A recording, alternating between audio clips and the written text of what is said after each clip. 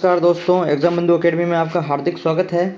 और हम बात कर रहे थे राजस्थान इकोनॉमिक्स की वीडियो एग्ज़ाम के लिए। उसके अंतर्गत हमारे 3 टॉपिक कंप्लीट हो चुके थे। कृषि वाला हो चुका है, सहकारिता वाला हो चुका है और उसके बाद में हमारा एक जो टॉपिक है वो अकाल, सूखा, राहत, मरुस्थलीकरण वाला भी हो चुका है। ठीक है, अब हमारा जो अगला टॉपिक है ये है वर्ध सिंचाई एवं नदी घाटी परियोजना। ये हमारा अगला टॉपिक रहेगा। इस टॉपिक के अंदर जो है हमारा जो सिलेबस के अंदर हम 3 चीज़ें पढ़ेंगे। एक तो वर्ध सिंचाई है तो वो पढ़ेंगे, और नदी घाटी परियोजना का मतलब होता है बहुउद्देशीय जो है वो नदी घाटी परियोजना है वो हम पढ़ेंगे। बहुउद्देशीय जो परियोजना है उसके अंतर्गत आती है। इसके अलावा सिलेबस में एक शब्द और लिखा हुआ है, अलग से लिखा हुआ है, वो इंदिरा गांधी नहर है, IGNP है, वो अलग से लिखा हुआ है। हालांकि ये वृद्ध सिंचाई का ही भाग होता है, इंदिरा गांधी नहर इसी का पार्ट होता है, लेकिन ये क्या है उसमें अलग से भी वहाँ पर लिखा हुआ है, तो हम इसको डिटेल में अलग से पढ़ेंगे। ये इंपॉर्टेंट है क्योंकि यहाँ से प्रश्न पूछने की हमारी संभावनाएं रहेगी। ठीक है, तो यदि आप हमारे चैनल पर पहली बार आए हो तो चैनल को सब्सक्राइब जरूर करें, और इससे अधिक जानकारी के लिए आप है वो जो टेलीग्राम चैनल है वो भी ज्वाइन कर लीजिए। वहाँ पर भी मैं इंपॉर्टेंट फैक्ट्स, कन्फ्यूजन वाले फैक्ट्स वगैरह जो है वो डाउट वगैरह वो वहाँ पे है चर्चा करते हैं। टेलीग्राम ग्रुप भी है और टेलीग्राम चैनल भी है, वहाँ वो आप ज्वाइन कर लीजिए। ठीक है, अब इसमें जो है हमारा अगला रहेगा जैसे सिलेबस।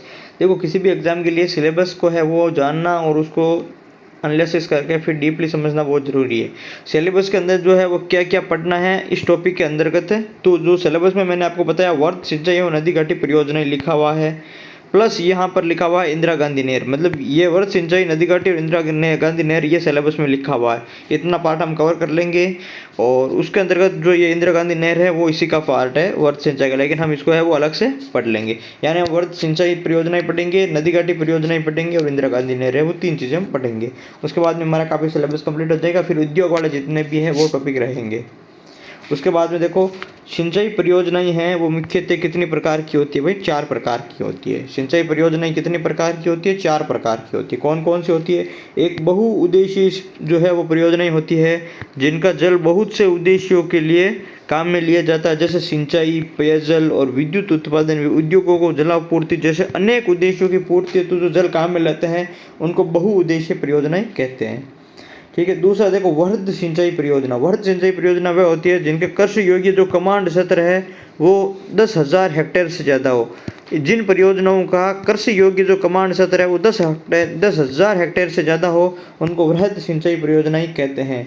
मध्यम सिंचाई परियोजनाएं कौन सी होती है? जिनका कमांड क्षेत्र 2 से 10,000 के बीच में हो, 2 से 10,000 के बीच में हो। और लघु सिंचाई परियोजना उनको कहते हैं जिनका 2,000 हेक्टेयर से क्या हो, कम हो, यानी 2,000 हेक्टेयर से कम हो, वो लघु हो गई। 2 से 10 के बीच में मध्यम हो गई, और 10,000 से ऊपर है वो जो हो गई वृद्ध हो गई। और जो बहुउद्देश्य है उनका तो बहुत सारा उद्देश्य होता है, बाकी इनका जो है वो सिर्फ कृषि योग्य ही क्षेत्र होता है। ठीक है, अब अपने सिलेबस के अंदर इन चारों में से 2 नाम लिखे हुए हैं, एक तो बहुउद्देशीय परियोजनाएं और एक है वो वृहद जो है वो परियोजनाएं। ये 2 अपने सिलेबस के अंदर लिखे हुए हैं, ये अपन 2 पढ़ेंगे। हालांकि इंपॉर्टेंट जो है वो मध्यम और लघु का भी जो कोई पेपर में पूछने लायक है, इंपॉर्टेंट जो करंट बेस्ड है वो भी हम इन पर भी चर्चा कर लेंगे। लेकिन जो मुख्यतः अपने सिलेबस में 2 ही हैं, वृहद और यहाँ बहुउद्देशीय परियोजना।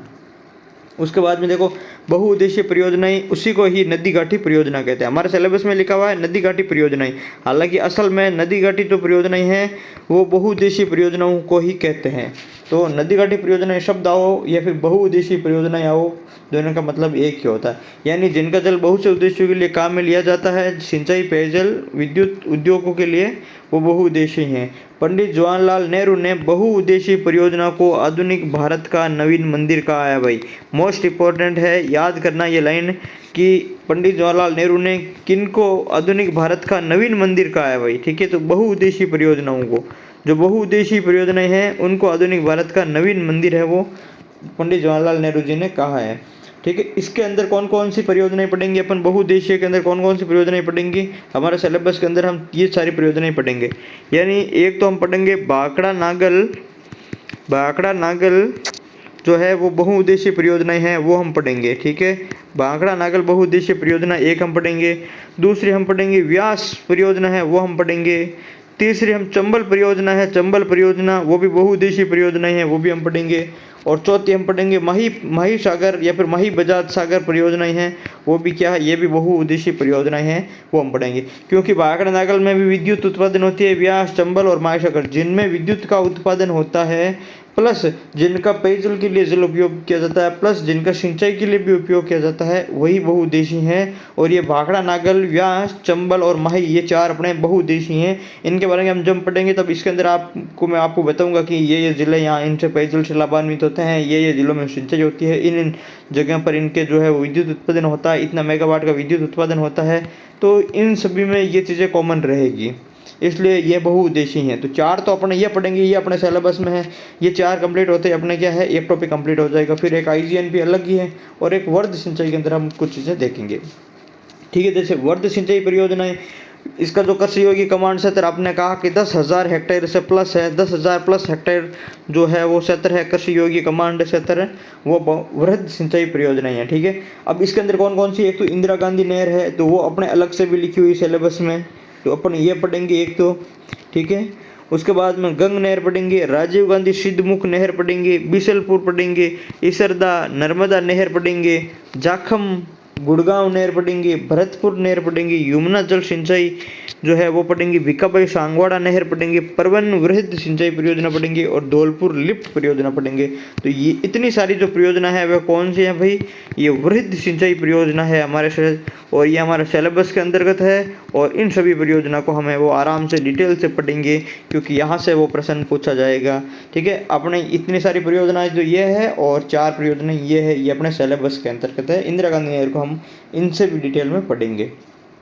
उसके बाद में देखो जो है भारत के कुल भौगोलिक क्षेत्र का 10.4% भूभाग है वो राजस्थान में। आप सभी को पता है कि जो जितना क्षेत्र भारत का है उसका 10.4% भूभाग है वो राजस्थान का है।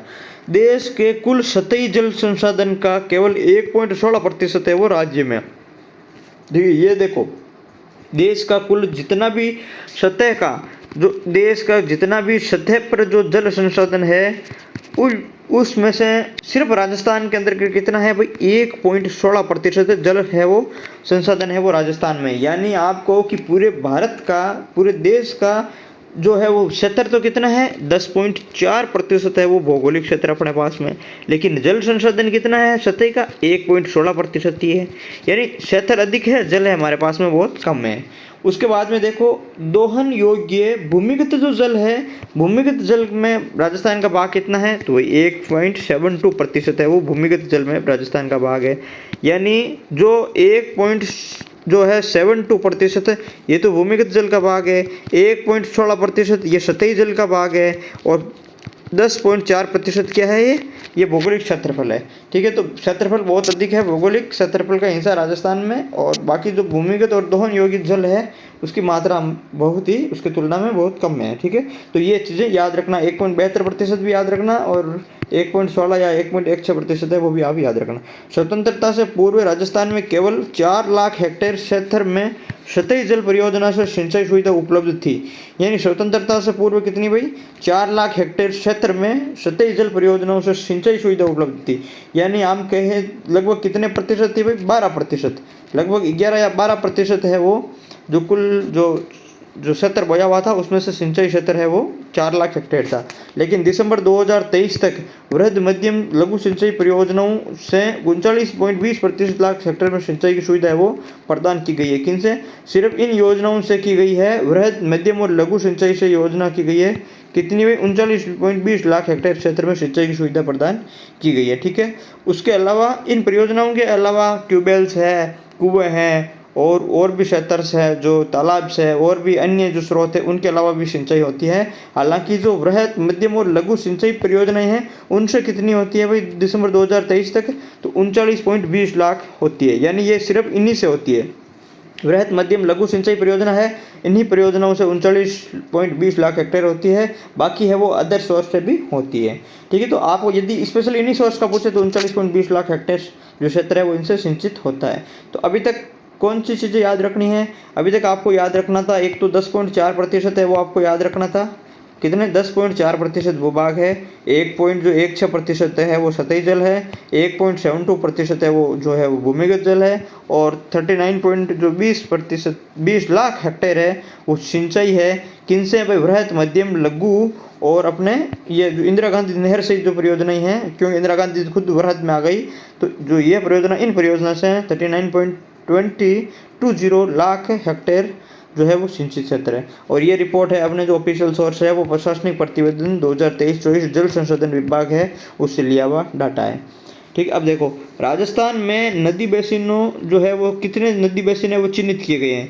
तो आपको ध्यान रखना है राजस्थान में 15 नदी बेसिन है वो चिन्हित किए गए हैं। 48 उप बेसिनों में ये डिवाइडेशन किया गया है। 541 सूक्ष्म जल ग्रहण माइक्रो वाटर शेड एरियाज में है विभाजित किया गया है। हालांकि ये पूछे नहीं जाते हैं, लेकिन मैंने आपको ध्यान रखने के लिए बताए हैं कि कुल 15 नदी बेसिन है, 48 उप बेसिन है, 541 सूक्ष्म जो जल ग्रहणों में विभाजित किए गए हैं। ये 15 को ही इनमें विभाजित किया गया है।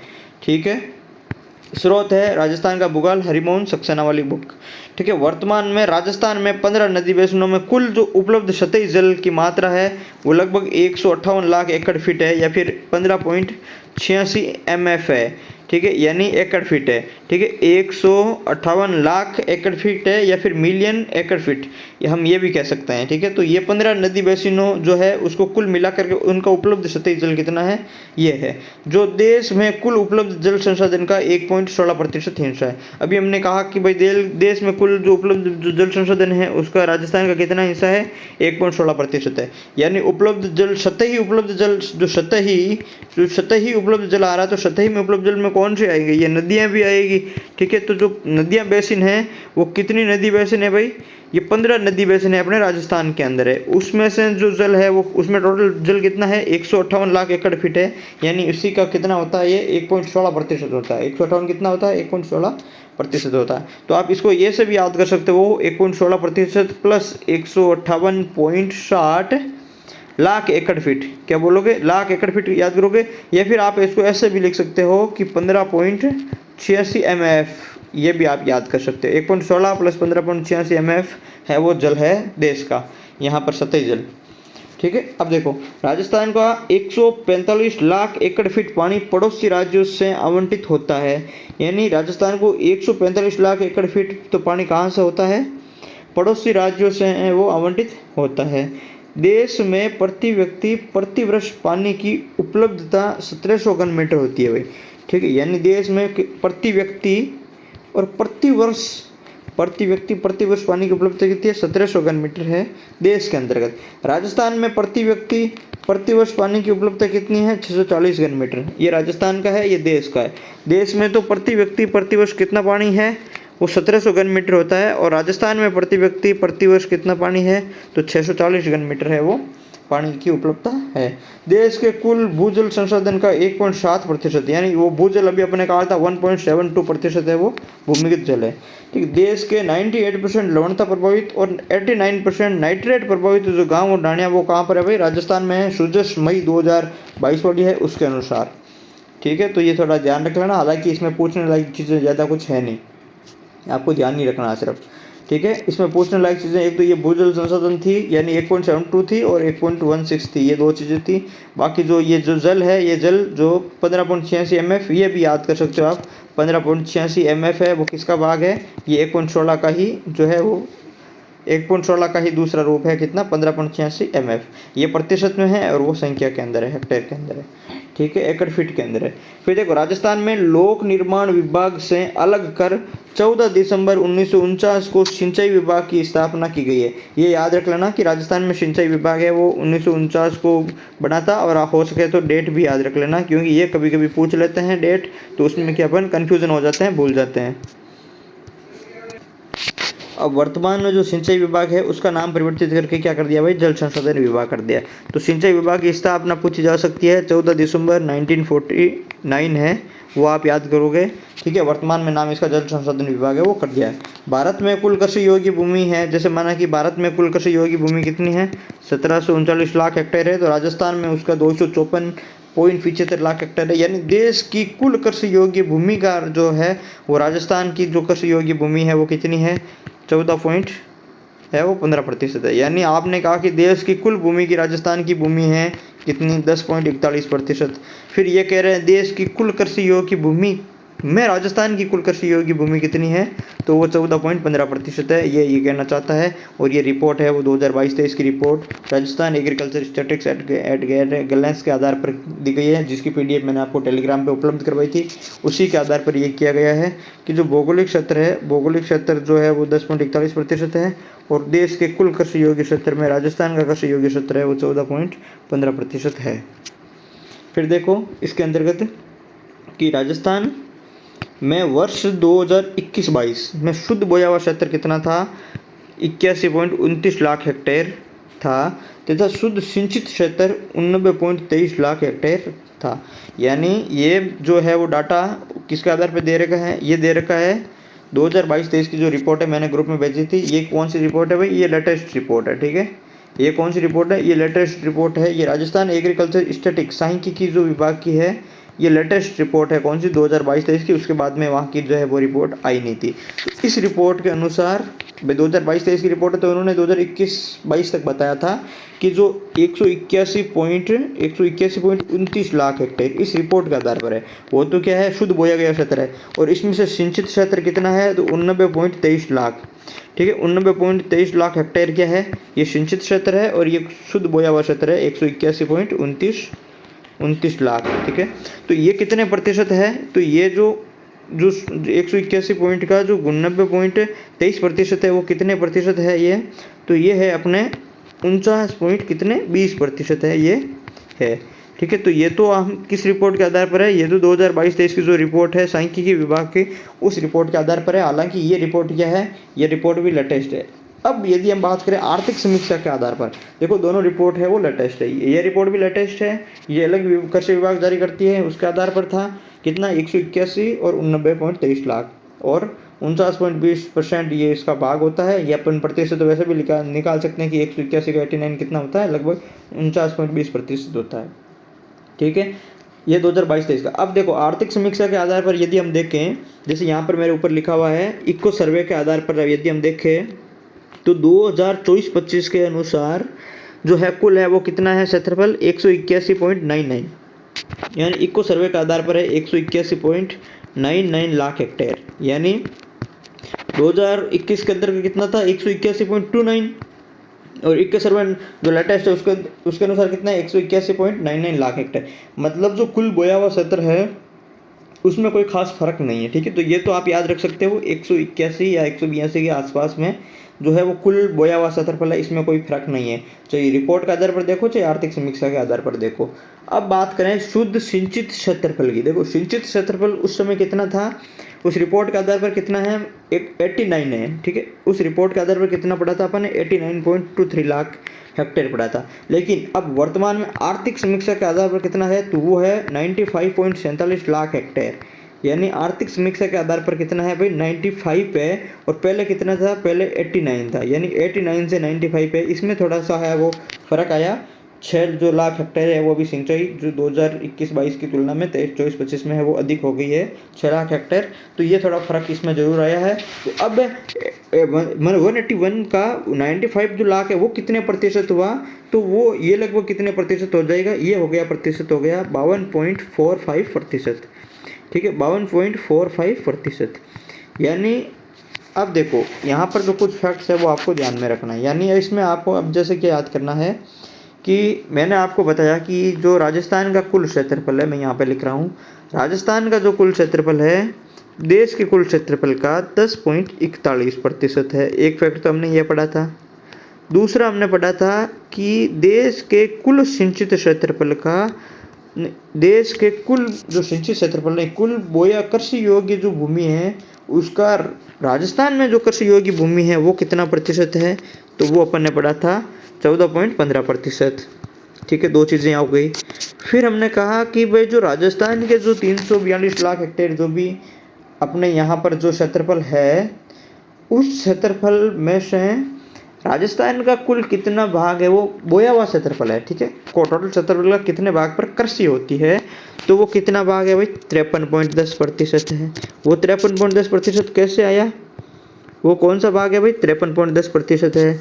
तो वो 53.10% कैसे आया, अभी मैंने आपको बताया था कि जो ये 181.99 लाख हेक्टेयर है वर्तमान जो है वो आर्थिक समीक्षा के आधार पर, या फिर पहले के देख लो 181.29, ज़्यादा फर्क नहीं है, उनके आधार पर जो ये अपने क्या है बोया हुआ क्षेत्रफल है। तो 181,342 का कितना होता है, 53% होता है। कितना होता है भाई, 53% होता है। तो 53.10% है, वो क्या है, कुल क्षेत्रफल का बोया हुआ क्षेत्रफल है राजस्थान में। फिर और क्या है, फिर और अभी वर्तमान में ये है कि आर्थिक समीक्षा के आधार पर वही बोया हुआ क्षेत्रफल 181 है। अब उस बोया हुआ में सिंचित कितना है, तो आर्थिक समीक्षा के आधार पर तो सिंचित है 95.47 लाख, और उस रिपोर्ट के आधार पर है 89। ठीक है, कोई ज़्यादा फर्क नहीं है। फिर 89 है तब तो प्रतिशत है 49.20%। और यदि जो है वो आर्थिक समीक्षा है, आर्थिक समीक्षा पर देखेंगे यदि 95 देखेंगे तो 5.2, यानी ये हो जाएगा 52.45%। ये क्या है, ये कुल बोया हुआ क्षेत्रफल का सिंचित क्षेत्र है। यानी 10.41 भौगोलिक क्षेत्र था। फिर देश के कुल बोया हुआ क्षेत्रफल का राजस्थान का बोया हुआ क्षेत्रफल 14 था, और फिर राजस्थान के कुल क्षेत्रफल से बोया हुआ क्षेत्रफल यानी 181 कुल का कितना है, 53% है। फिर 181 में सिंचित क्षेत्र कितना है, यानी 53 का ही है वो 52% है। यानी 181 में सिंचित कितना है, 95 लाख है, तो वो कितना हो गया, 52.45% हो गया। ये आर्थिक समीक्षा से हो गया। ठीक है, ये रिपोर्ट भी लेटेस्ट है और आर्थिक समीक्षा वाली भी लेटेस्ट है। तो ये सारी इतनी चीज़ें आपको ध्यान रखनी है। यानी 49% और 52, यानी लगभग आप 50% के आसपास में है वो राजस्थान में सिंचित है। आप ऐसा आइडिया याद रख लोगे तो भी है वो अपने जो है वो काम चल जाएगा। ठीक है, ये दोनों रिपोर्ट के आधार पर पूछेगा, आर्थिक समीक्षा के आधार पर पूछेगा तो सब देगा आर्थिक समीक्षा, और ऐसे लेटेस्ट पूछेगा तो इसके आधार पर देखेगा। ठीक है, इस जो स्लाइड है, इस स्लाइड के अंदर जो मैंने आर्थिक समीक्षा वाला जो ये मैंने डाटा बताया है, ये अपने इसमें टाइप नहीं किया हुआ है, ये मैंने जो है वो खुद से बताया है। ठीक है, तो जब मैं इसकी PDF अपलोड करूँगा तो इसमें करेक्शन करके जो ये चीज़ें मैंने आपको सारी बताई है, जो मैंने ये पास में साइड में टेबल बनाई है, ये टेबल और जो चीज़ें मैंने आपको बताई है, ये टेबल भी मैं एक स्लाइड और ऐड करके ये सारी चीज़ें एक साथ में मैं शॉर्ट में उसको डाल के और फिर मैं आपको जो PDF है वो टेलीग्राम पे अपलोड करूँगा। ठीक है, तो ये चीज़ें आप यहाँ से देख लेना, वहाँ से वापस रिविजन कर लेना, या फिर आपके पास में पेन कॉपी है तो आप इसको है वो आराम से अच्छे से जैसे मैंने बताया उसको शॉर्ट में है वो नोट करते जाइए। तो और भी सबसे बेहतर तरीका तो यही है कि आप साथ साथ में शॉर्ट नोट्स इसके बनाते हुए चले, यहाँ से प्रश्न है वो फिक्स पूछा जाता है। उसके बाद में अपने लास्ट लाइन बच गई थी, राजस्थान में सिंचाई की प्रमुख जल स्रोत कौन कौन से हैं। तो जल स्रोत तो नदियाँ हैं, झीलें हैं, तालाब हैं, कुएँ हैं, नलकूप है और नहर है। ये क्या है, ये राजस्थान में है प्रमुख जल स्रोत है। ठीक है, अब देखो 2024-25 के दौरान राजस्थान की सिंचाई सुविधा को सुदृढ़ और विस्तारित करने के लिए 7 प्रमुख परियोजनाएं हैं वो जो है वो प्रगति पर है। यानी 2024-25 आर्थिक समीक्षा के आधार पर 7 प्रमुख परियोजनाएं वो जो है प्रस्तावित है।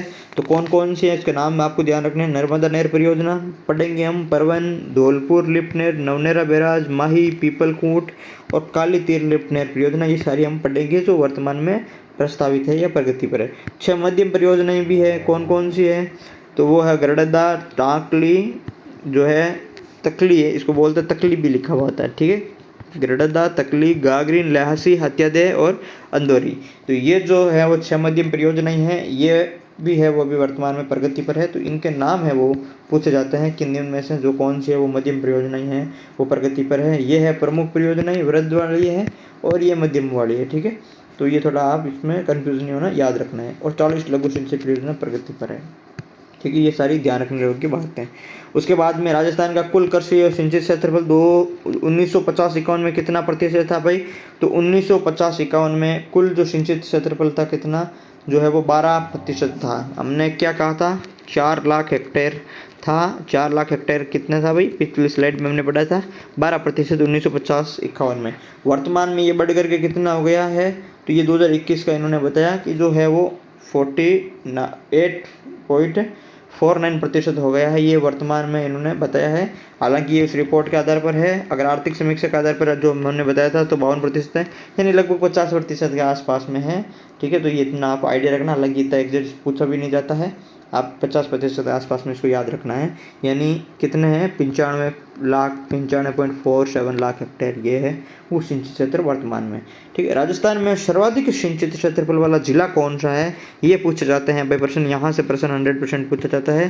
राजस्थान में सर्वाधिक सिंचित क्षेत्रफल वाला जिला कौन सा है, तो वो है गंगानगर और हनुमानगढ़। यानी गंगानगर और हनुमानगढ़ का जो है वो मुख्यतः लगभग है वो जो है पूरा जिला ही वो लगभग सिंचित होता है, 80-90% के आसपास में सिंचित होता है। तो राजस्थान में सर्वाधिक सिंचित क्षेत्रफल वाला जिला कौन सा है, गंगानगर और हनुमानगढ़ है। उसके बाद में राजस्थान में न्यूनतम सिंचित क्षेत्रफल वाला जिला कौन सा है, तो वो है राजसमंद और डूंगरपुर। राजसमंद और डूंगरपुर में क्या होता है भाई, न्यूनतम सिंचित होती है।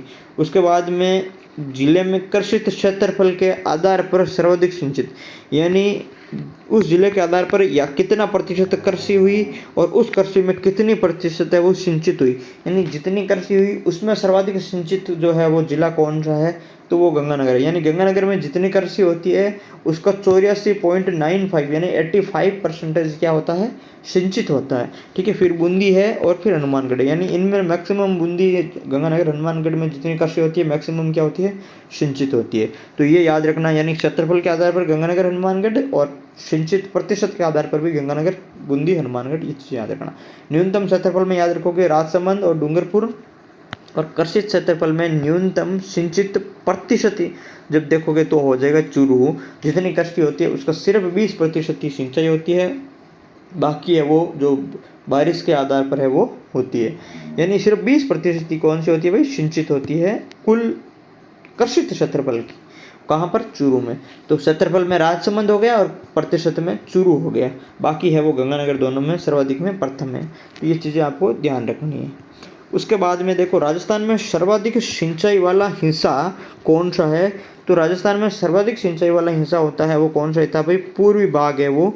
राजस्थान में सर्वाधिक सिंचाई वाला हिस्सा है वो है, यानी पूर्वी भाग का आप कहो तो जो है मैदानी प्रदेश है पूर्वी, जो अलवर, भरतपुर, धौलपुर, सवाई माधोपुर, करौली, दौसा, ये जो जिले हैं वो पूर्वी जो भाग में आते हैं, सर्वाधिक सिंचाई वाला हिस्सा वो है। ठीक है, यदि भागों का हिस्सा देखें तो राज्य में नहरों से सर्वाधिक सिंचाई यदि हम देखें तो IGNP से सर्वाधिक क्षेत्रफल में सिंचाई होती है, फिर भाखड़ा नागल नहर होती है उसमें होती है, फिर गंग नहर, फिर चंबल नहर। ठीक है, यदि नहरों की जो सर्वाधिक सिंचाई है ये क्रम से ये भी पूछा जाता है कि सर्वाधिक है वो किस नहर से सिंचाई होती है, तो IGNP, फिर भाखड़ा, फिर गंग नहर, ठीक है, फिर गंग नहर और फिर लास्ट में अपन क्या कहेंगे, चंबल नहर। ठीक है, तो ये इनका क्रम रहता है नहरों से सिंचाई वाला। फिर फसलों के अंदर हम बात करें तो सर्वाधिक सिंचित क्षेत्र है वो गेहूं का होता है, फिर राई और सरसों का, फिर चने का और फिर कपास का। यानी सर्वाधिक जो गेहूं सिंचित क्षेत्रफल है वो किसका, गेहूं ज़्यादा बोया जाता है सिंचाई में, फिर राई और सरसों, मतलब रायड़ा और जो सरसों है, जो रायड़ा और सरसों है वो गेहूँ, और इसके बाद में रायड़ा और सरसों से ज़्यादा सिंचित होते हैं, फिर चना होता है और लास्ट में जो है वो कपास होता है। ये इनका भी क्रम होता है। तो गेहूँ और IGNP जो सर्वाधिक है वो भी याद रखना आप। और राजस्थान में जल नीति कब लागू हुई थी, 2010 में क्या हुई थी भाई, जल नीति है वो लागू हुई थी राजस्थान में, 2010 जल नीति। ठीक है, उसके बाद में देखो राजस्थान में सिंचाई के प्रमुख स्रोत कुएं, नलकूप, नहरें, तालाब, झीलें, बावड़ियाँ, ये हमने सब पढ़ लिया है। ठीक है, कुल सिंचित क्षेत्र पर 95,47,292 हेक्टेयर है। अभी हमने पढ़ा था 9.57 लाख हेक्टेयर, मैंने आपको बताया था। तो ये कुल सिंचित क्षेत्र है, ये आर्थिक समीक्षा के आधार पर है, 2024-25 जो लेटेस्ट आर्थिक समीक्षा उसके आधार पर ये है। और कुल बोया हुआ क्षेत्रफल ये मैंने आपको बता दिया था 181.99% है, और जो राजस्थान का 53.10% होता है, और इसका जो है वो 95 जो है वो हेक्टेयर कितना प्रतिशत होता है, तो ये होता है 52.45% के आसपास ये होता है। ठीक है, अब जो कुल सिंचित क्षेत्रफल है उसमें कुएं और नलकूपों से कितना है भाई, तो यह है 54% भाग है वो कुएं और नलकूपों से दोनों से सम्मिलित रूप में। यदि प्रश्न आ जाता है कि राजस्थान में कुल सिंचित क्षेत्रफल कितना है, तो 95 लाख हेक्टेयर है, ये हमने देख लिया, 95.47 लाख हेक्टेयर है। लेकिन यदि कुल सिंचित क्षेत्रफल में कुएं और नलकूपों दोनों का भाग कितना है, तो कुएं और नलकूपों दोनों का भाग कितना है, तो ये 68.54% है वो दोनों का सम्मिलित भाग। यदि सम्मिलित पूछे तो 68, यानी आप ऐसे याद कर लो कि जो है वो 68 से 69% के आसपास में है वो इसका भाग है, सम्मिलित भाग है। यदि सिर्फ कुओं का पूछे तो कुओं का आप है वो 20% के आसपास में है, वो याद कर लो। 18 से 20-21% के आसपास में कुएं हैं। 19.81 दे रखे हैं, ये चेंज हो गए, ये डाटा पुराने भी हो सकते हैं। इसमें अलग अलग बुक्स में अलग अलग दे रखे हैं। मैंने आपको टेलीग्राम पे भी चर्चा की थी कुछ फैक्ट्स के बारे में। मैंने कहा कि जो 5 तरह की बुक्स हैं उसमें 5 जो है वो प्रकार के आंकड़े लिखे हुए होते हैं। मैंने आपको टेलीग्राम पे भी सारी चीज़ें हैं वो शेयर की है, बता दिए मैंने पहले भी कि कुछ बुक्स होती है जो लेटेस्ट बुक होने के बाद में भी उसमें ओल्ड वाले डाटा लिखे हुए हैं, लेटेस्ट एडिशन के बाद में भी कुछ जो है वो लेटेस्ट एडिशन है, लेटेस्ट आंकड़े, लेकिन उनमें भी गलतियां लिखी हुई है। ठीक है, और इवन जो राजस्थान सरकार की जो ओरिजिनल रिपोर्ट है 2022-23 की जो लास्ट वाली, उस रिपोर्ट में भी गलतियां लिखी हुई है। मतलब रिपोर्ट में खुद में ही आगे आंकड़े कुछ लिखे हुए हैं, पीछे और कुछ लिखे हुए हैं, योग में और कुछ लिखा हुआ है, जो है वहाँ पे भी है वो काफ़ी गलतियाँ लिखी हुई है। तो जो चीज़ जहाँ पे मिस्टेक है वो वैसे भी पूछने की संभावना कमी रहती है। और ये जो चीज़ें हैं इन चीज़ों के अंदर ये कोई ऐसे आसपास की चीज़ें ज़्यादा माइनर चीज़ें इसमें जो है अंतर है नहीं कि आपको है वो इसमें जो गलतियाँ होने की संभावना नहीं है, क्योंकि आप अगर लगभग भी चीज़ें याद रखोगे तो आपका यह प्रश्न सही होने की संभावना है वो हो जाएगी। क्योंकि जो कुएँ और नलकूपों से जो भाग सम्मिलित है वो 68-69% है। उसके बाद में यदि सिर्फ कुओं की बात करें तो वो कितनी है 20, और नलकूपों की बात करें तो 49। जैसे आप ये कर लो कि 20 और 49% है वो इसका भाग हो जाएगा दोनों का। ठीक है, ठीक है। तो कुओं और जो नलकूपों दोनों का भाग आप देख लो कि कुएं कितने हैं 20% के आसपास में, नलकूप कितने हैं 48 या 49% के आसपास में हैं, और टोटल इन दोनों को आप जोड़ोगे तो 69 के आसपास में ये हो जाएगा। ठीक है, तो ये चीज़ें आपको यहाँ ऐसे याद रखनी है। इसको कोई ऐसा नहीं है कि आप पॉइंटों के पीछे जो डाटा है वो रटने बैठ जाओ, वैसे मत बैठना, आइडिया लगा लेना। जब एग्ज़ाम में आता है तब आप फर्क समझोगे 19 कहाँ है, 48 कहाँ है, 68 कहाँ है, सब पता चलता है। ठीक है, इतना कोई आसपास में नहीं है। फिर 29% है वो नहरों से होती है, तो 28, 29, 27, 30 कितने भी आए तो ये कितने हैं नहरों से हैं। तो 20% कुएं और 29-30% नहरें, इसमें भी काफ़ी फर्क है, तो ये भी आसपास में नहीं है। तो नहरें लगभग 30% के आसपास में नहरें, ऐसे याद कर लेना। और जो तालाब और अन्य वाले हैं तो इसमें आपको देखो जैसे तालाब आता है तो कभी 0.41 भी दे रखा है, कहीं 0.39 भी दे रखा है, कहीं 0.89 भी तालाब का दे रखा है। तो जो 0 पॉइंट के बाद में जो भी है वो तालाब का ही है। ठीक है, कम में है तो आपको याद रह जाएगा 0.41 हो या 0.39 हो या फिर 0.89 भी हो। ठीक है, 1 तक हो तो भी वो क्या है तालाब का है। और जो सेंस है वो 1.53% है, तो कहीं 1.53 भी है, कहीं 2.42 भी सेंस में दे रखा है, कहीं 2 भी दे रखे हैं। ठीक है, तो ये अलग अलग डाटा है, तो आपको इसको जो है आप लमसम याद कर लो, आप नहीं अटकोगे, अपना है वो प्रश्न सही होना चाहिए। ठीक है, अपने को ये चीज़ें याद रख के या फिर ज्ञानी बनने के ऐसा कुछ करना नहीं है, क्योंकि ये तो अगले साल फिर चेंज हो जाएगा। तो अपने को उस तरीके से याद रखना है जिससे अपने प्रश्न है वो सही हो जाए। ठीक है, मैं पहले से बता रहा हूँ, आप लोग फिर कमेंट करोगे सर इतना है वहाँ पे उस बुक में इतना है, अलग अलग बुक्स में अलग अलग है। मैंने 5-7 जगह से बुक्स में देखता हूँ, सभी बुक्स में मैंने चेक कर लिया, अलग अलग है। लास्ट में कैलकुलेशन यही है कि आपको लमसम याद करना है, बाकी आपको इसमें ज़्यादा टाइम वेस्ट करने की ज़रूरत नहीं है। मैंने खूब रिसर्च करके मैंने आपको बताया। ठीक है, इतना याद कर लो, आपका काम हो जाएगा। जो अपना प्रश्न सही होना इसका मतलब है अपने से सिलेक्शन से अपने को मतलब है, और ये इससे हो जाएगा। ठीक है, याद रखेंगे 69%, 20%, 49%, 30%, 0.40 या फिर 0.50 भी याद कर लो आप। तालाब और जो है डेढ़ के आसपास में जो अन्य संशोधन है जिसमें जिले, बावड़ियाँ और जो भी चार्जी है वो अन्य भाग इसके अंतर्गत आते हैं। ठीक है, हालांकि मैंने आपको विश्वास दिलाने के लिए जो official gross area irrigated by जो सोर्सेज है 2022-23 का, ये मैंने ओरिजिनल ऑफिशियल जो रिपोर्ट है 2022-23 की एग्रीकल्चर वाली, उस रिपोर्ट को मैंने स्क्रीनशॉट भी यहाँ पर मैंने लगाया है ताकि आपको है वो जो विश्वास हो जाए। ठीक है, ये मैंने आपको विश्वास दिलाने के लिए क्या है, देखो ट्यूबवेल्स कितना है 50.34% है, ओपन वेल्स कुएँ कितने हैं 18.83%, यानी 50 और 18 कितने हो गए वही 68-69% हो गए, 69 हो गए, 69 हो गए, यानी 69 पॉइंट कुछ हो गए। ठीक है, तो आप यहाँ पर देखो कितने हैं 68 या 69 हो गए दोनों के। कुएँ कितने 19.81, यहाँ पर कुएँ कितने हैं 18.83। यहाँ पर जो है वो यहाँ पर आप देखो जो है वो नलकूप कितने हैं 48%, यहाँ पर नलकूप कितने हैं 50%। तो मतलब क्या है, जो ज़्यादा इसमें कोई फ़र्क इसमें नहीं है। ठीक है, लगभग ये आपको याद रखना है। फिर अदर्स में 1.92% है, अपन ने 1.5% पढ़ा था 1.53, और यहाँ पर जो अदर्स है वो अपने 1.92% है। फिर कैनाल्स की बात करें तो अपन 28-29% नहरें पड़ी थी वो इतनी है, और टैंक्स पड़ी थी अपन ने कितने पड़ी थी 0.4 पड़ा था, तो 0.31 है, तो लगभग ये आसपास में ही है। ठीक है, तो ये चीज़ें आप याद। अब देखो आगे, जैसे नलकूपों से सर्वाधिक जो सिंचाई वाला जिला है वो कौन सा है भाई? जोधपुर है। ये मैंने आपको टेलीग्राम पे भी बता दिया था कि नलकूपों से सर्वाधिक सिंचाई वाला जिला है वो कौन सा है? जोधपुर है। नलकूपों से न्यूनतम सिंचाई वाला जिला है वो राजसमंद है। कुआं और नलकूपों से सर्वाधिक सिंचाई वाला जिला जोधपुर है। हालांकि यहाँ पर जो पहले थे वो कौन से थे भाई? जयपुर जिला है वो यहाँ पर था, ठीक है। काफ़ी बुक्स में जयपुर था, लेकिन अब जो वर्तमान में जो रिपोर्ट है 2022-23 वाली वो रिपोर्ट है जो स्टेटिक्स वाली, उसके अंतर्गत क्या है, ये जिले हैं। और इसकी जो ऑफिशियल है वो मैंने आपको टेलीग्राम पे जो शेयर भी कर दी है, ठीक है। इसका भी वही सिस्टम है कि काफ़ी बुक्स में है वो अलग अलग चीज़ें दे रखी है।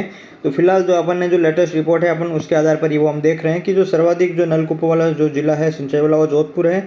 न्यूनतम सिंचाई वाला जो जिला है वो राजसमंद है। किससे भाई? नलकूपों से।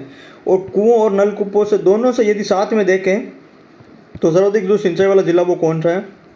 जोधपुर है। कुओं से सर्वाधिक सिंचाई वाला जिला झालावाड़ है। यानी नलकूपों से जोधपुर है, कुओं से झालावाड़ है, दो चीज़ हो गई। फिर दोनों का यदि कंबाइंड करें तो कौन सा है? तो जोधपुर है। न्यूनतम नलकूपों से कौन सा है? तो राजसमंद है। और कुओं से न्यूनतम वाला कौन सा जिला है? तो गंगानगर, हनुमानगढ़, जैसलमेर और बीकानेर ये जिले हैं जहाँ पर है वो कुएं ना के बराबर है, या फिर यहाँ से कुओं से जो है वो जो सिंचाई है वो न्यूनतम सिंचाई है। नहरों से सर्वाधिक सिंचाई वाला जिला गंगानगर है। तालाब से सर्वाधिक सिंचाई वाला जिला उदयपुर है। दूसरा जिला टोंक है, ठीक है। जो पहले जो तालाब से सबसे ज़्यादा जो जिला था वो भीलवाड़ा था। काफ़ी साल हम भीलवाड़ा पढ़े थे, लेकिन जो अब जो वर्तमान जो रिपोर्ट है उसके आधार पर जो है वो पहला जिला है उदयपुर है और फिर दूसरा जिला टोंक है। तालाब से बावड़ियों से सर्वाधिक जिला बूंदी है और सर्वाधिक जिलों से सिंचाई वाला जिला है वो उदयपुर है। तो ये जो झील कहाँ? उदयपुर, याद रह जाएगा। बावड़ियों की जो है जो शहर है वो, जैसे जो बावड़िया सर्वाधिक कहाँ है? बूंदी में, तो वैसे याद रह जाएगा कि जो बावड़ियों से सिंचाई बूंदी, जिलों से उदयपुर। हालांकि तालाबों से भी सर्वाधिक सिंचाई जो है वो कहाँ पर दी गई है? उन्होंने उदयपुर दी गई है, उस रिपोर्ट में दी गई है। और इसके बारे में मैंने आपको टेलीग्राम पे जो सारी चीज़ें हैं वो शेयर भी की है, सब कुछ मैंने आपको बताया है। यहाँ पर अब उस पर चर्चा हुई है, तो आप है वो यहाँ पर अगर आपको थोड़ा डाउट हो तो आप जो टेलीग्राम पे है वहाँ पे भी आप ये चीज़ें देख सकते हैं, ठीक है। उसके बाद में अगला है अपना, जैसे ये रिपोर्ट है जो मैंने टेलीग्राम पे वहाँ पर शेयर की थी, उसके आधार पर यदि हम अगर मैं आपको बताऊं तो हम यहाँ पर भी अपन देख सकते हैं कि जैसे ये सोर्स वाइज जो ग्रोस इरीगेटेड एरिया है जो 2022-23 का आधार पर है, हेक्टेयर वाइज जैसे उन्होंने दे रखा है। ये जो लास्ट में टैंक दे रखा है, टैंक्स मतलब यानी तालाब दे रखा है। आपको तालाब का सबसे बड़ा डाउट था कि जो सर भीलवाड़ा है कि नहीं है टेलीग्राम पे, तो देखो ये जैसे तालाब दे रखा है, तो ये जो ज़िले दे रखे हैं उसमें देखो ये कितने हेक्टेयर है? 2025 4900 1272। जैसे ये 00 दे रखे हैं, यहाँ पर क्या है? न्यूनतम है। तो अगर जैसे अपन ने न्यूनतम तालाब पढ़ा नहीं था, अगर न्यूनतम तालाब का पढ़े तो देखो ये कितने सारे जीरो है, ठीक है। तो यहाँ पर इतने सारे जिलों का नाम याद रखना वो है वो पॉसिबल नहीं होता। तो अपने तालाब का सिर्फ है वो अधिकतम ही याद रखना है। हालांकि मैक्सिमम चीज़ों का अधिकतम ही पूछा जाता है, ठीक है, सर्वाधिक ही पूछा जाता है। तो जैसे आप अगर आप देखोगे तो सर्वाधिक देखो ये जो लास्ट में दिख रहा है 8995 हेक्टेयर, ये कहाँ है? उदयपुर में। तो सर्वाधिक 8995 हेक्टेयर जो सिंचाई है वो कहाँ होती है? उदयपुर में होती है, तालाब द्वारा। उसके बाद में देखना ये टोंक में कितने दे रखी थी? 7616 है वो टोंक में दे रखी है, ठीक है। तो ये टोंक में है, वो दूसरे नंबर पर टोंक है। उसके बाद में यदि आप देखें तो ये 50 वाला है, जो 5032 वाला ये है पाली, ठीक है। जो 5032 वाला है ये है पाली, और पाली भी क्या है भाई? पाली भी ये तीसरे नंबर पर है। और उसके बाद में यदि आप देखोगे तो जो है वो यहाँ पर भी दे रखा है कुएँ। कहाँ पे दे रखा है भाई? जो तीसरे नंबर पर बांसवाड़ा है यहाँ पे भी दे रखा है। तो ये कुएँ हैं, तो सॉरी तालाब है, ठीक है, टैंक्स है। तो उदयपुर फर्स्ट है और टोंक इसके अंदर सेकंड है। ये ऑफिशियल रिपोर्ट है, इसके आधार पर मैंने आपको बताया है। बाकी अलग अलग पुस्तकों में और भी अलग अलग जगह और भी लिखी हुई हैं, ठीक है। मैंने काफ़ी सर्च किया उसके बाद में बताया है आपको। अगर आपको लगे तो आप देख सकते हो। बाकी जो है इसके अंदर चीज़ें पूछी नहीं जाती, पूछ जाएगी, तो आप ये इन 4 चीज़ों को जो मैंने बताया उसको ध्यान रखना। अपने पास में ऑफिशियल सोर्स भी रहेगा, तो इसमें कोई ज़्यादा कन्फ्यूज़ होने वाली ज़रूरत नहीं है, ठीक है। बाकी जो मैं आपको गलतियों का बता रहा था, तो गलतियाँ क्या है कि जैसे ये वाली जो टेबल है उसके अंदर क्या है? इसके अंदर तो ये कैनल्स है, नहर है और तालाब है, टैंक्स दे रखे हैं। और इसके अंदर दे रखा है ट्यूबवेल्स दे रखे हैं और ओपन वेल्स कुएँ दे रखे हैं, ठीक है। तो ट्यूबवेल्स और इन दोनों का जो टोटल योग है, जो इन दोनों का टोटल योग है, जैसे ये इसका योग यहाँ पर दे रखा है, कॉलम 12 में ट्यूबवेल्स का दे रखा है, और कॉलम जो 16 है उसके अंदर ये कुओं का दे रखा है, और कॉलम 18 के अंदर इन दोनों का टोटल दे रखा है। जब 12 और जब 16 को जोड़ते हैं 18 वाला, तो यहाँ पर जो बहुत सारी चीज़ें यहाँ पर ऐसा है, जैसे यहाँ पर जो बहुत जगह ये क्या है 0-0 दे रखे होते हैं, ठीक है। जैसे ये देखो बीकानेर का भी आप देख लो 348 है, 3,48,000 है, और यहाँ पर कितने सिर्फ 45 है, फिर भी जोड़ के कितने कर दिए 6,24,000 कर दिए। यानी ये जो है इस योग में काफ़ी सारी इन्होंने क्या किया, काफ़ी सारा है गड़बड़ कर दिया। जब 16, 12 और 16 कॉलम को जोड़ते हैं ना, तो इन्होंने जोड़ते टाइम यहाँ पर बहुत सारे है वो गड़बड़ घोटाला इन्होंने कर दिया है, ठीक है। अब अपन दोनों को टोटल तो अपन यहीं देख सकते हैं। और जब यहाँ पर ट्यूबवेल्स का अगर हम देखेंगे तो हमने बताया था कि जोधपुर है वो सर्वाधिक अधिक है। तो अब हम देख लेते हैं कि ट्यूबवेल्स है वो जोधपुर जिला है, सीधा हम देख लेते हैं। ये जोधपुर जिला है 22 नंबर पे। आप जब इसकी देखोगे ट्यूबवेल्स की तो कितनी है भाई, जो है वो देख लो 5,54,823 जो है हेक्टेयर है यहाँ पर, तो जोधपुर का है। और इसके अलावा आप जब साइड वाला जो जैसे नीचे वाले ऊपर नीचे सारा देखोगे तब आप है वो यहाँ पर 5 लाख है वो कहीं पे भी नहीं मिलेगा, ठीक है। यहाँ पर अलवर दे रखा है 424, तो कुछ किताबों में अलवर भी सबसे ज़्यादा दे रखा है। तो अलवर में कितना है 424 है, दूसरे नंबर पर है, ठीक है। और जो है जयपुर भी कुछ बुक्स में दे रखा है, लेकिन जयपुर तो कितना है 2,33,000 ही है। तो इस बार जो कौन सा है जोधपुर पहला है, दूसरा अलवर है। तो ये रहा अपने कौन सा ट्यूबवेल्स का रहा। ऐसे ही आप जब कुओं का देखोगे इसके अंदर, तो कुओं में भी ये चीज़ें दे रखी है कि जो झालावाड़ है अपने बेटा की झालावाड़ में सबसे ज़्यादा है वो कुएँ हैं। तो आप झालावाड़ जैसे ये 20 नंबर पे झालावाड़ आप अगर देखोगे तो कुओं के ऊपर में देखोगे तो ये देखो आप 16 नंबर पे 2,67,000 है वो इसके अंदर कुएँ हैं झालावाड़ में। अब जब आप देखोगे तो 2,67,000 है वो कहीं पे भी नहीं दिखेगा। एक जगह 2,32,000 ये दिख रहे हैं, 2,32,000 ये दिख रहे हैं। तो ये कहाँ पर है भाई, टोंक में है। टोंक में कितने हैं 2,32,000 है वो कुएँ हैं। और उसके बाद में जो उससे कम भी दिख रहे हैं 2,22,000 दिख रहे हैं, वो कहाँ पर है भाई, कुएँ भीलवाड़ा में, ठीक है। तो टोंक के बाद में भीलवाड़ा, यानी झालावाड़, टोंक और भीलवाड़ा इन जगह क्या है ओपन वेल्स सबसे ज़्यादा है। यदि अब न्यूनतम की बात करें ओपन वेल्स की, तो आप देखोगे न्यूनतम देखोगे तो जैसे ये गंगानगर में 0 दे रखा है, ठीक है। हनुमानगढ़ में भी 0 दे रखा है, जैसलमेर में 2 दे रखा है, बीकानेर में 45 दे रखा है। तो ये 0-0 दे रखा है, ये क्या है, ये न्यूनतम में आते हैं। तो अपने को क्या है अधिकतम है वो ज़्यादा ध्यान रखना है।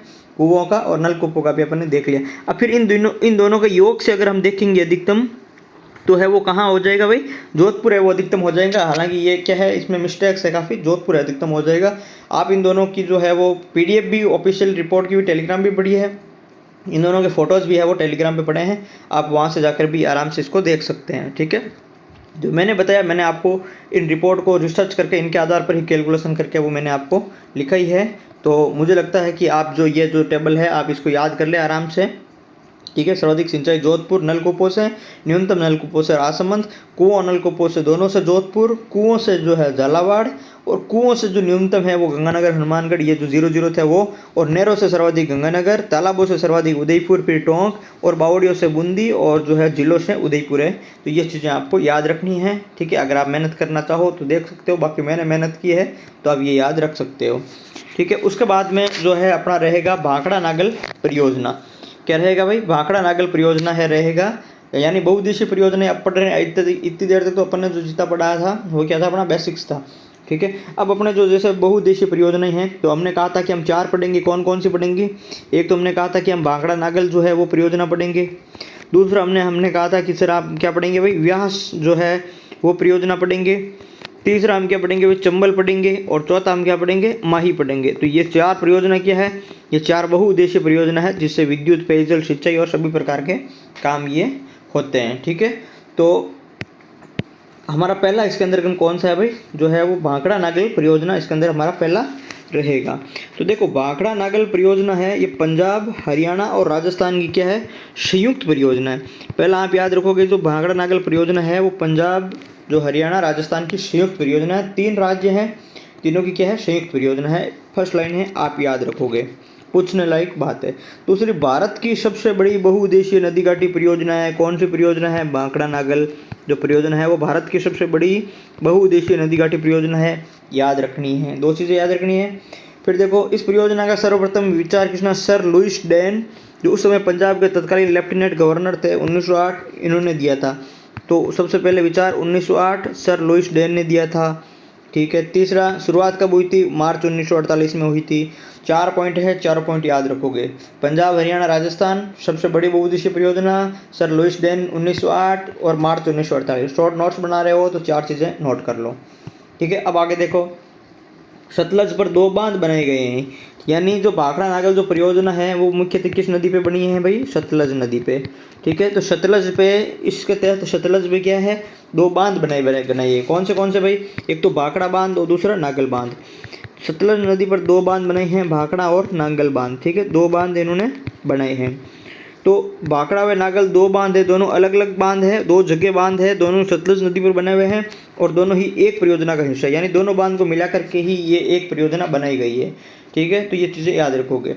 उसके बाद में यदि हम देखते हैं कि 2 बांध कहाँ कहाँ पे है, तो ये अपना डायग्राम है। जैसे ये सतलज नदी आ रही है, ठीक है, यहाँ पर जो सतलज नदी आ रही है और यहाँ से व्यास नदी आ रही है, यहाँ पर जो सतलज और व्यास नदी मिल रही है। ठीक है, तो अब देखो जो नागल बांध है वो यहाँ पर है और जो भाखड़ा बांध है वो यहाँ पर है। यानी पहले जो भाखड़ा बांध बना हुआ है उसके थोड़ा नीचे नागल बांध है वो बना हुआ है। यानी दोनों एक ही नदी पे अलग अलग बांध बने हुए हैं। ठीक है, और नागल बांध से जो है वो निकल के यहाँ पर जो है वो राजस्थान में ये परियोजना का हिस्सा जल है वो आता है। ठीक है, तो ये तो अपना रहा डायग्राम। उसके बाद में यदि आप दूसरा डायग्राम देखोगे तो भाखड़ा नागल बांध परियोजना का, जैसे ये वही सतलज नदी है। ठीक है, अब देखो सतलज नदी के अंदर जो यहाँ पर जो है वो एक कौन सा जलाशय बना हुआ है? गोविंद सागर जलाशय बना हुआ है ये। ठीक है, गोविंद सागर जलाशय बना हुआ है। हालांकि इसको थोड़ा याद रखना, ये आगे भी काम आएगा। अपने गोविंद सागर जो जलाशय है वो क्या है भाई? दूसरा जो सबसे बड़ा कृत्रिम जलाशय है वो गोविंद सागर जलाशय है। तो ये भी इंपॉर्टेंट है, ये भी याद रखोगे। ये कहाँ पर है भाई? सतलज नदी पर ही ये बना हुआ है। ठीक है, यहाँ पर जो है बांध है वो कौन सा बांध है भाई? भाखड़ा बांध है। ठीक है, यहाँ पर जो बांध है वो भाखड़ा बांध, यानी भाखड़ा बांध के पीछे या ऊपर की साइड में जो जलाशय बना हुआ है वो जलाशय कौन सा है? गोविंद सागर जलाशय है। ठीक है, और फिर भाखड़ा बांध से जब थोड़ा सा नीचे आओगे तब ये जो बांध है वो कौन सा है भाई? नागल बांध है। ये सतलज नदी का ही भाग है, यानी सतलज नदी पर वो है 2 बांध बने हुए हैं। तो ये नागल बांध है और ऊपर वाला भाखड़ा बांध है। और नागल बांध से जो ये जो विद्युत ये या फिर जो ये नहर निकलती है वो जो राजस्थान की तरफ आती है वो ये नागल बांध से निकलती है। ठीक है, तो ये चीज़ आपको ध्यान रखनी है। उसके बाद में 2 बांध बने हुए हमने ये पढ़ा था। तो पहला बांध कौन सा था? भाखड़ा बांध था। तो भाखड़ा बांध के अंदर आपने को क्या क्या याद रखना है, कितनी क्या चीज़ें इंपॉर्टेंट है वो उसमें अपने को ध्यान रखना है। देखो, बिलासपुर हिमाचल प्रदेश में सतलज नदी पर इस बांध की आधारशिला नेहरू जी ने 17 नवंबर 1955 को रखी। पहली बात नदी कौन सी? सतलज नदी। ठीक है, देखो आप अगर ध्यान से याद करोगे तो ये सारी चीज़ें आपको याद हो जाएगी। नदी कौन सी? सतलज नदी। सतलज नदी पर 2 बांध बने हुए, एक तो भाखड़ा बांध बना हुआ है और उसके नीचे एक नागल बांध बना हुआ है। अलग अलग जगह बने हुए हैं, दोनों को मिला करके एक परियोजना की है। तभी तो ये जो भारत की सबसे बड़ी बहुउद्देशीय परियोजना हो गई, क्योंकि इसके अंदर 2 बांध है। बाकी जो परियोजना है उनके अंदर एक एक बांध होते हैं। ठीक है, इन्होंने 2 बांध बना के, हालांकि जो जैसे आप चंबल वगैरह देखोगे तो इनमें 3-3 4-4 बांध भी है, बाकी में भी 3-4 बांध है। लेकिन ये जो सबसे बड़ी जो परियोजना है ये 2 बांध है, लेकिन ये काफ़ी स्टेट्स को है वो कवर करती है। ठीक है, इसलिए ये जो सबसे बड़ी बहुउद्देशीय परियोजना है। फिर देखो, तो सतलज और में 2 बांध हो गए, भाखड़ा और नागल। फिर भाखड़ा बांध कहाँ पे है? तो ये बिलासपुर हिमाचल प्रदेश में है। तो आप ये जगह का नाम याद रखोगे। पहली बात तो कहाँ पर है भाई? बिलासपुर हिमाचल प्रदेश के अंतर्गत है वो भाखड़ा बांध बना हुआ है। नेहरू जी ने इसकी आधारशिला रखी थी कब? 1955 में इसकी आधारशिला रखी थी। इसकी ऊंचाई कितनी है? 222 मीटर है, लंबाई 518 है, चौड़ाई 9 मीटर है। ठीक है, ऊंचाई आपको इसकी याद रखनी है, बाकी लंबाई याद रहे कि नहीं रहे। कितनी ऊंचाई याद रखोगे? 222.55 मीटर है वो इसकी ऊंचाई है भाखड़ा बांध की। ये आप ऊंचाई याद रखोगे, लंबाई नहीं रहे कोई बात नहीं। ठीक है, चौड़ाई नहीं रहे कोई याद नहीं, सिर्फ याद रखनी है ऊंचाई। ये कंक्रीट का बना हुआ बांध है, ये भारत का दूसरा ऊंचा बांध है। ये लाइन भी याद रखोगे, कंक्रीट का बांध है और भारत का दूसरा ऊंचा बांध है। ये चीज़ भी याद रखोगे। ध्यान रहे, भारत का सबसे ऊंचा बांध कौन सा है? टिहरी बांध है, जो भागीरथी नदी पर बना हुआ है, 260 मीटर ऊंचा है, उत्तराखंड में। ये लाइन भी आपको इंपॉर्टेंट है, याद रखोगे। सबसे ऊंचा बांध टिहरी बांध, 260 मीटर, किस नदी पे? भागीरथी नदी पे। कहाँ पर है? उत्तराखंड में। ये सबसे ऊंचा बांध है। और दूसरा ऊंचा कौन सा है? 222 मीटर वाला है। कौन सा बांध? भाखड़ा बांध है। ठीक है, कंक्रीट का बना हुआ है, हिमाचल प्रदेश में है, बिलासपुर हिमाचल प्रदेश में। यानी सबसे ऊंचा है वो उत्तराखंड में और दूसरा नंबर वाला हिमाचल प्रदेश में। ठीक है, ये 2 चीज़ें आपको याद रखनी है। उसके बाद में देखो, भाखड़ा बांध का निर्माण हार्वे शलाकेम की देखरेख में हुआ, अक्टूबर 62 में बनकर तैयार हुआ। यानी 1955 में नेहरू जी ने आधारशिला रखी थी और जो 1962 में है वो ये तैयार हुआ है। ठीक है, इसके पीछे गोविंद सागर झील है, जो भारत की दूसरी सबसे बड़ी कृत्रिम झील है। ये हमने पढ़ा था अभी, अपने डायग्राम में भी देखा था। इसके पीछे कौन सी झील है भाई? गोविंद सागर झील है, जो भारत की दूसरी सबसे बड़ी कृत्रिम झील है। तो सबसे बड़ी कृत्रिम कौन सी है, यानी भाखड़ा बांध में दूसरा यानी दूसरा ऊंचा दूसरी सबसे बड़ी कृत्रिम झील। ठीक है, इसकी जो है बांध है, उस बांध की जो जल संग्रहण क्षमता कितनी है, 9 अरब 34 करोड़ क्यूसेक लीटर है, ये उस बांध की क्षमता है। ठीक है, हालांकि ये अपने को याद नहीं रखना, ये जानकारी के लिए है। अब देखो, इंदिरा सागर बांध मध्य प्रदेश में नर्मदा नदी पर बना हुआ है। इंदिरा सागर बांध कहाँ बना हुआ है भाई, मध्य प्रदेश में बना हुआ है, नर्मदा नदी पे बना हुआ है। ये इसमें क्या है, 12 अरब और 22 करोड़ की जो है वो लीटर क्षमता है। यानी ये दूसरा कैसे हुआ कि भाई जो सबसे जो बड़ा है वो 12 अरब और 22 करोड़ है। कौन सा बांध है, इंदिरा सागर बांध है, एमपी का, नर्मदा नदी पे बना हुआ है। और दूसरे नंबर का जो है वो 9 अरब 34 करोड़ है, ये भाखड़ा बांध। इसलिए हमने कहा था कि जो है वो दूसरे नंबर का जो है वो बांध ये है जहाँ पर जो सबसे बड़ी कृत्रिम झील है। जबकि सबसे बड़ी भारत का सबसे ज़्यादा जल संग्रहण क्षमता वाला बांध कौन सा है, इंदिरा सागर बांध है। जबकि दूसरे नंबर का जो बांध कौन सा है वो कौन सा अपना भाखड़ा बांध है। ठीक है, ये इंदिरा सागर नर्मदा नदी पे है, ये सतलज नदी पे है। ये चीज़ें आपको ध्यान रखनी है। फिर पंडित जवाहरलाल नेहरू ने भाखड़ा बांध को चमत्कारी विराट वस्तु कहा और इस बांध को 22 अक्टूबर 1963 को राष्ट्र को समर्पित किया। यानी ये बना कब था, 1962 में बना। 22 अक्टूबर 22/10/1900 जो है 63 को क्या किया इन्होंने, राष्ट्र को समर्पित किया। और आप सभी को पता है 1964 में है वो नेहरू जी का निधन हुआ था। ठीक है, तो नेहरू जी ने जाने से पहले इसको क्या है राष्ट्र को समर्पित करके गए थे 1963 में। हालांकि जो भाखड़ा बांध है उसको इन्होंने जो चमत्कारी विराट वस्तु कहा था, ये हमारे लिए बहुत इंपॉर्टेंट चीज़ है। ठीक है, यहाँ पर है वो ये पूछा जाता है। एक तो जो अपने वो पहले पढ़ी थी लाइन कि बहुउद्देशीय नदी गठी परियोजना को इन्होंने आधुनिक भारत का नवीन मंदिर कहा है, एक तो वो याद करनी है और एक ये याद करना है कि भाखड़ा बांध को इन्होंने चमत्कारी विराट वस्तु कहा है। दोनों स्टेटमेंट नेहरू जी का है, मोस्ट इंपॉर्टेंट है, दोनों याद रखना। ठीक है, और 1963 में इसको राष्ट्र में समर्पित कर दिया। तो अभी तक जो भाखड़ा बांध के बारे में हम चीज़ें पढ़ रहे हैं। फिर देखो, भाखड़ा बांध पर क्या है, 2 विद्युत गृह भी बने हुए हैं। आपको पता है बहुउद्देशीय तो विद्युत तो इसका उत्पादन हो गई होगा, तो विद्युत गृह भी बने हुए हैं। कितने, 2। एक तो बाएं किनारे पे बना हुआ है 108 का एक बना हुआ है और 126 मेगावाट के 4 बने हुए हैं। यानी 108 मेगावाट का एक और 126 मेगावाट के 4 यहाँ पर प्लांट लगे हुए हैं। यानी टोटल है वो 600 जो है वो 12 के आसपास में यहाँ पर बना हुआ है बायां किनारे पर। और दायां किनारा की अगर बात करें तो 157 के 5 लगे हुए हैं, यानी 785 मेगावाट है वो यहाँ पर लगा हुआ है। कितने, 100, ये तो टोटल कितने हो गए भाई, 612। 108 और 504 कितने, 612 मेगावाट हो गई। और यहाँ पर कितने हो गए, 785 मेगावाट है, 157 के 5 लगे हुए हैं दायां किनारे पे। कुल कितने हैं भाई, 1397 मेगावाट विद्युत उत्पादन होता है। यानी 785 प्लस है वो 612 कितना हो गया भाई, 1397 मेगावाट का विद्युत उत्पादन होता है। किस बांध से, भाखड़ा बांध से होता है। ठीक है, बायां किनारे दायां किनारे पर विद्युत गृह स्थापित है। अब आपको याद क्या रखना है भाई, याद क्या रखोगे, ये इतना थोड़ी याद रखोगे 26/4/502 ये, तो ये चीज़ें आपको याद नहीं रखनी है। ठीक है, 2 विद्युत गृह हैं, याद नहीं रखनी। आपको याद रखना है सिर्फ एक लाइन कि भाखड़ा बांध से 1397 मेगावाट का विद्युत उत्पादन होता है। ये एक ही चीज़ याद रखनी है। ठीक है, वार्षिक रिपोर्ट 2021-22 ऊर्जा मंत्रालय भारत सरकार के पेज नंबर 165 पे ये बात लिखी हुई है कि कुल 1397 मेगावाट का विद्युत उत्पादन होता है भाखड़ा बांध से। ठीक है, ये पूछा क्या जाएगा मैं आगे बताऊंगा आपको। हालांकि यहाँ पर जो है वो एक तो ये लाइन पूछी जाएगी पंडित जवाहरलाल नेहरू वाली, और एक ये आप याद रख लो 1397 मेगावाट का उत्पादन है वो भाखड़ा बांध करता है। बाकी चीज़ें यहाँ पर मैंने आपको बता दी है। फिर दूसरा बांध देखो, भाखड़ा बांध के बारे में इतनी चीज़ें हैं। फिर दूसरा बांध है नागल बांध। नागल बांध कहाँ पर है भाई, रोपड़ पंजाब में। ठीक है, वो कहाँ था भाई, भाखड़ा बांध कहाँ था, दोनों चीज़ें याद रखोगे। भाखड़ा बांध था बिलासपुर, देखो बिलासपुर हिमाचल प्रदेश में। ठीक है, और दूसरा बांध कहाँ पर है भाई, नागल बांध है वो कहाँ पर है, नागल बांध कहाँ पर है भाई, रोपड़। और रोपड़ कहाँ है, पंजाब में। यानी 2 स्टेट के अंदर है वो 2 बांध है, एक तो हिमाचल प्रदेश में बांध है और एक पंजाब में बांध है। ये दोनों चीज़ें इंपॉर्टेंट है, याद रखोगे आप नाम में ना, रोपड़ और बिलासपुर में ये 2 जगह 2 बांध है। भाखड़ा बांध से 13 किलोमीटर नीचे ये बना हुआ है, यानी 13 किलोमीटर बना हुआ है। यहाँ पर भाखड़ा है मान लिया और यहाँ पर नागल है। यहाँ पर जो 13 किलोमीटर नीचे बना हुआ है, लेकिन यहाँ पर बीच में क्या है, दोनों स्टेट की सीमा है। ठीक है, ये भी क्या है, सतलज नदी पे बना हुआ है। ऊंचाई कितनी है, 29 मीटर है। 1952 में बनकर तैयार हुआ है। गंगूवाल जो है वहाँ पर 77 मेगावाट की और कोटला में 76 मेगावाट के 2 विद्युत गृह स्थापित किए गए हैं। ठीक है, हालांकि ये चीज़ें आप वो याद नहीं रखनी है। ठीक है, इसमें इतना याद रखना है, रोपड़ पंजाब सतलज नदी पे बना हुआ है। ठीक है, 77 और 76 ये बराबर ही है, 77 और 76 लगभग बराबर ही है। गंगवाल व कोटला में 2 विद्युत गृह स्थापित हो गए हैं, लेकिन आजकल ये चीज़ें पूछी नहीं जाती है। नागल बांध से 2 नहरें निकलती है, ये आपको ध्यान रखना है। नागल बांध से क्या 2 नहरें निकलती है, ये चीज़ें याद रखनी है। कौन कौन सी 2 नहरें निकलती है, नाम याद रखोगे। पहली बात तो एक तो बिस्त दोहाब नहर और एक भाखड़ा नहर। अब देखो कौन सी भाई नहर निकलती है, एक तो बिस्त दोहाब नहर, ठीक है। चलो बिस्त दोहाब आपको याद हो गया कि सर नागल बांध से निकलती है, लेकिन नागल बांध से नहर निकलती है, उस नहर का नाम क्या है भाई, भाखड़ा नहर।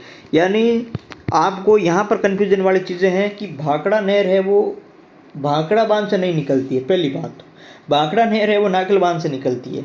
ये चीज़ है वो बहुत ही कन्फ्यूजन वाली चीज़ है, अच्छी चीज़ है। यहाँ पर आप याद रखोगे कि जो भाखड़ा नहर है वो किस बांध से निकलती है, नागल बांध से। यानी नागल बांध से 2 जो है वो नहर निकलती है, पहली तो बिस्त दोहाब नहर और दूसरी भाखड़ा नहर।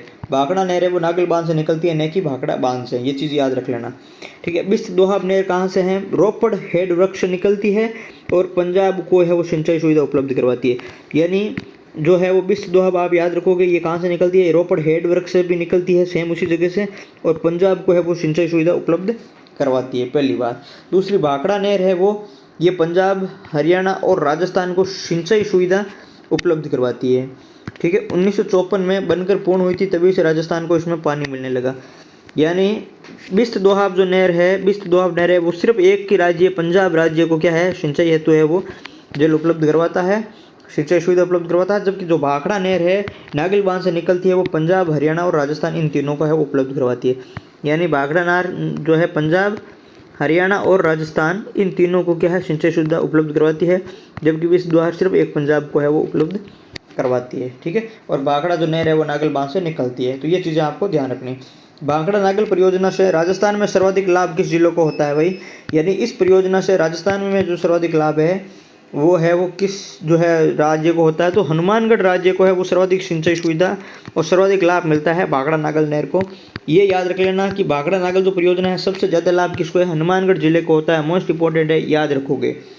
उत्तरी पश्चिमी राजस्थान जैसे हनुमानगढ़ हुआ, गंगानगर हुआ, अनूपगढ़ जैसे अब जिला नहीं है, तो फिर गंगानगर हनुमानगढ़ 2 हो गया। फिर शेखावटी वाले तीनों जिले सीकर चूरू झुंझुनू वाले, ठीक है। और फिर बीकानेर, ये जो जिले हैं जो पश्चिमी राजस्थान के उत्तर पश्चिमी राजस्थान के जो जिले हैं उन जिलों को जो विद्युत आपूर्ति होती है वो भी भाखड़ा नागल नहर से होती है। तो कौन कौन से जिले, एक तो हनुमानगढ़ हो गया, एक गंगानगर 2, एक शेखावटी चूरू 3, एक सीकर 4, झुंझुनू 5 और बीकानेर 6। ये 6 जिले ऐसे हैं जो जिनको क्या प्रभावित हो विद्युत आपूर्ति है वो मिलती है। यानी भाखड़ा नागल परियोजना से 6 जिलों को क्या मिलती है, विद्युत आपूर्ति मिलती है। और सर्वाधिक जो लाभ है सिंचाई के क्षेत्र में वो किसको मिल रहा है, हनुमानगढ़ जिले को मिल रहा है, ठीक है। यहाँ तक हुई बात। फिर राजस्थान व पंजाब के मध्य 1959 में भाखड़ा नागल समझौते के तहत विद्युत एवं जल दोनों में कुल 15.22% हिस्सा राजस्थान को दिया गया।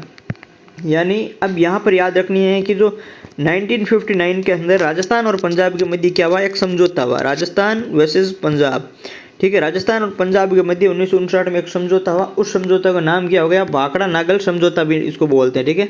उस समझौते को क्या बोलते हैं भाई, भाखड़ा नागल समझौता बोलते हैं उसको।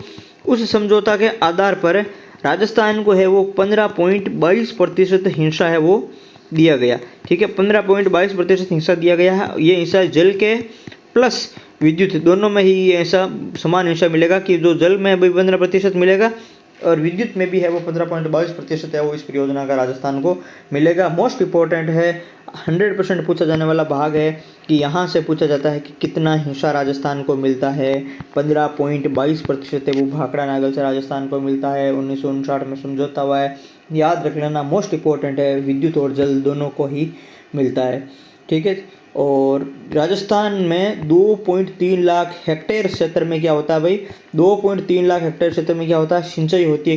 क्यों, किसके कारण, 15.22% जो जल मिलता है उससे भाखड़ा नागल जो है नहर, उससे राजस्थान में 2.3 लाख हेक्टेयर है सिंचाई सुविधा होती है। तो ये लाइन भी आप याद रखोगे।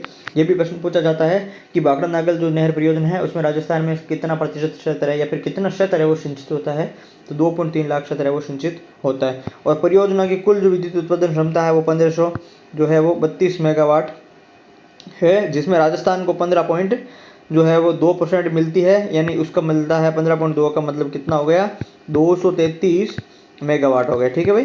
तो 15.2% का कितना हो गया, 233 मेगावाट हो गया। तो ये राजस्थान को मिलती है। और हिमाचल का हिस्सा केवल जल विद्युत उत्पादन में है। देखो जो हिमाचल है, हिमाचल का जो है वो हिस्सा सिर्फ जल विद्युत के उत्पादन में ही है। यानी अपन ने पढ़ा था कि जो वागड़ा बांध है वो कहाँ पर है, बिलासपुर हिमाचल प्रदेश में है। तो जो हिमाचल का हिस्सा है वो केवल जल विद्युत उत्पादन में है और चंडीगढ़ और दिल्ली को पेयजल आपूर्ति होती है। यानी आप देखो, अपन ने जब पढ़ा था, जब भाखड़ा नागल जब नहर शुरू की थी तब हमने पढ़ा था कि ये जो है वो भाखड़ा नागल जो नहर है, जैसे यहाँ पर देखो आप, पंजाब, हरियाणा और राजस्थान की क्या है, एक संयुक्त परियोजना है। 3 स्टेट आई इसमें, एक तो पंजाब आया, एक हरियाणा आया, एक राजस्थान आया। ये संयुक्त परियोजना है, 3 स्टेट, ठीक है, पंजाब हरियाणा राजस्थान की संयुक्त परियोजना है। फिर हमने यहाँ पर देखा कि बिलासपुर तो हिमाचल प्रदेश में, भाखड़ा बांध है वो तो हिमाचल प्रदेश में, जबकि बात तो 3 स्टेट की हो रही है। फिर हमने पढ़ा आगे कि जो है वो दूसरा जो बांध है हमारा नागल बांध है, और नागल बांध से जो 2 नहरें निकलती है, एक तो पंजाब बिस्त और दूसरी भाखड़ा नहर निकलती है, वो पंजाब हरियाणा राजस्थान को सिंचाई सुविधा देती है।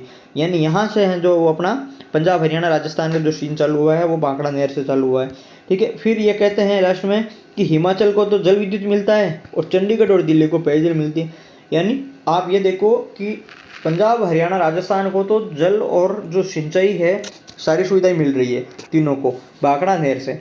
उसके बाद में हिमाचल को जल विद्युत उत्पादन में भाग मिल रहा है और चंडीगढ़ और दिल्ली को पेयजल में भी भाग मिल रहा है। यानी 3 6 स्टेट्स, यानी दिल्ली एक, और ये जो है वो दिल्ली चंडीगढ़ 2 आ गई, ठीक है, केंद्र शासित प्रदेश, और 3 ये हिमाचल प्रदेश भी हो गए।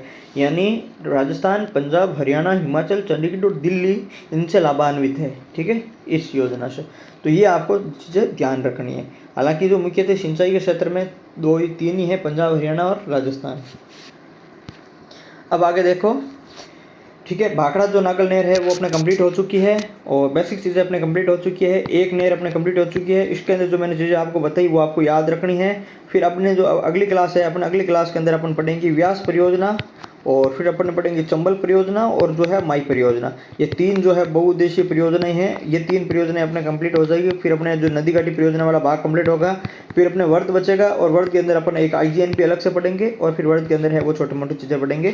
तो फिर अपना ये टॉपिक है वो कंप्लीट हो जाएगा। जितना मैंने आपको बताया है भाखड़ा नागल में वो इंपॉर्टेंट चीज़ें हैं और उसमें से बाहर नहीं जाएगा। आप चीज़ें इतनी याद कर लीजिए भाखड़ा नागल वाली चीज़ें, जैसे 15.22% तो मैक्सिमम यही पूछा जाता है, ठीक है। बाकी जो है वो समझौता 1959 में हुआ था। पंजाब हरियाणा राजस्थान में सिंचाई मिलती है, भाखड़ा नहर है, बिस्दुआब नहर है, जो ये सारे सर्वाधिक हनुमानगढ़ है, यहाँ पर 6 जिलों का विद्युत मिलती है, ठीक है। ये जो चीज़ें हैं 1397 में, जो ये जवाहरलाल नेहरू वाला स्टेटमेंट है दोनों जगह वाला, गोविंद सागर झील है, इंदिरा सागर वाला है, और उसके बाद में ये जो है वो दूसरा बांध है सबसे ऊंचा वाला सतलुज नदी पे बिलासपुर में बना हुआ। ये सारी चीज़ें हैं वो आपको इसमें ध्यान रखनी है, ठीक है। अगर आप पहली बार हमारे चैनल पर आए हो तो आप चैनल को ज़रूर सब्सक्राइब करें और टेलीग्राम चैनल है वो भी ज़रूर आप ज्वाइन करें। वहाँ से अपन जुड़े रहेंगे और वहाँ पर है वो अपनी लगातार चर्चा करते रहेंगे, ठीक है। जल्द मिलते हैं अगली क्लास में।